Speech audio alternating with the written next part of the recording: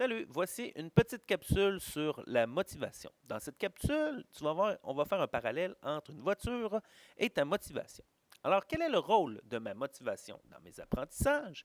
La motivation est l'essence de l'apprentissage. C'est pour ça qu'on va faire le lien avec la voiture. Alors, je t'explique pourquoi en te faisant un petit dessin ici. Alors, plus ta motivation est élevée, plus tu iras loin dans tes apprentissages. Alors, on se fait une belle grande colline, alors une motivation très élevée, on part de plus haut et notre voiture qui dévale la pente, qu'est-ce qui lui arrive? Eh bien, elle va vraiment rapidement et beaucoup plus loin en bas. Alors, plus tu apprendras rapidement et efficacement, c'est le lien que je veux que tu fasses, plus tu es motivé, plus les apprentissages sont faciles et plus on dirait qu'on comprend facilement et rapidement. OK? Donc, ça, c'est un fait. Il faut que tu en sois conscient.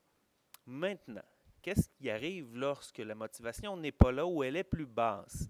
Bien, évidemment, si on prend l'exemple de la pente, tu vas voir ma voiture, hein, elle n'a pas beaucoup d'élan, elle roule lentement. Alors, c'est à ce moment-là que tu devras faire des efforts pour continuer d'avancer.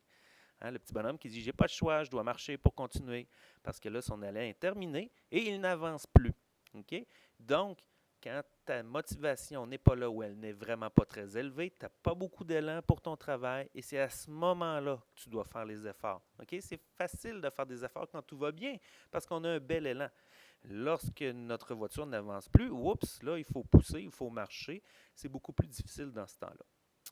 Alors, avant de t'élancer, ce que je te suggère de faire, c'est d'évaluer ta motivation sur le travail que tu as à faire. Tu vas voir, ça va t'aider à bien mesurer tes efforts à déployer.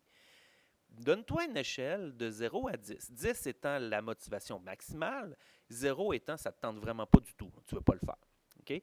Tu vas t'apercevoir que lorsqu'on est à 10, hein, notre colline est très haute, donc ça va donner beaucoup plus d'élan à notre voiture.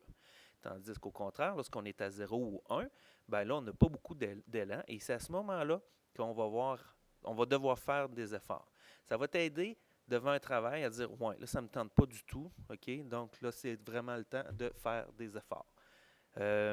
Ça, on va se pratiquer en classe, on va essayer d'en prendre conscience, on va essayer de donner des trucs pour penser à faire notre évaluation par rapport à la motivation. Alors, sur ça, je te souhaite une bonne route dans tes apprentissages et n'oublie pas le petit truc que je t'ai donné, la petite pente de la voiture. Bon travail!